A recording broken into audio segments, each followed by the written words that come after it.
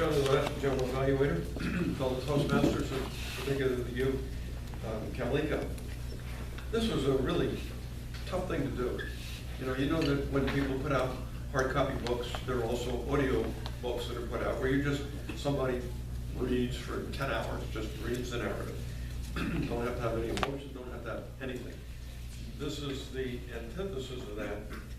It starts out saying, focus on communicating the story through your reading voice. Use local variety, tempo, rhythm, and inflection, and pauses to convey the story's emotions and actions.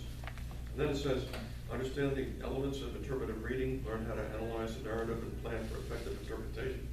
To learn and apply vocal techniques will aid in the effectiveness of reading. And that's just for stories, and it goes for 2 more pages of things you're supposed to do. And incredibly enough, Kamalika did them all well. And I guess the bottom line on this list of questions says, are there any recommendations for improvements? I never like to do a whitewash, but I really don't have any improvement ones. But let's talk about what you did do. First of all, you did a good job making sure that the Toastmaster knew what your speech was and the title and a little bit of the background. Then you added to that as your introduction to your own speech. All right, I got it. Thank you, ladies. And you talked about how you were going to be breaking the story into 4 parts so that we could understand it. You mentioned that. So you told us what you're going to tell us, and then you told us so. That makes it a little bit easier for us to follow, especially for the slow learners in the group.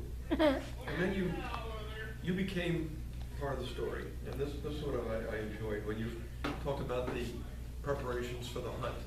And they said, "Wow, this is like a lavish banquet. I mean, what kind of a hunt is this?" And you become part of it. And it also, you had the advantage you didn't have a heavy book.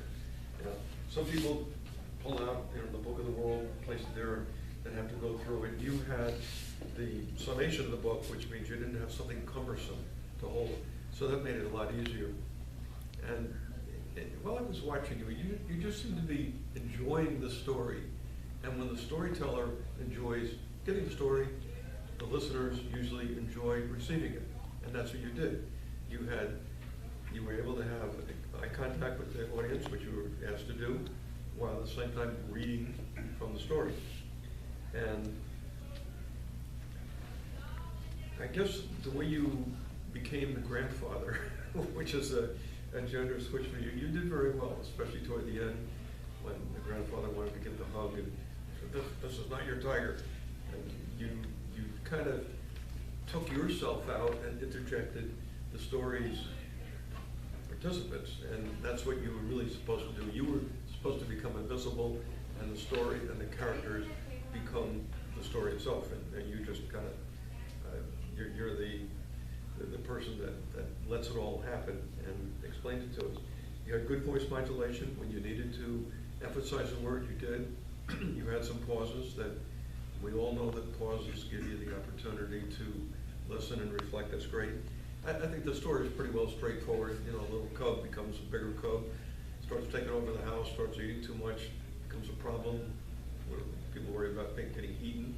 Then it goes to the zoo, and then it finally achieves independence. So that story is very clear and it's very simple.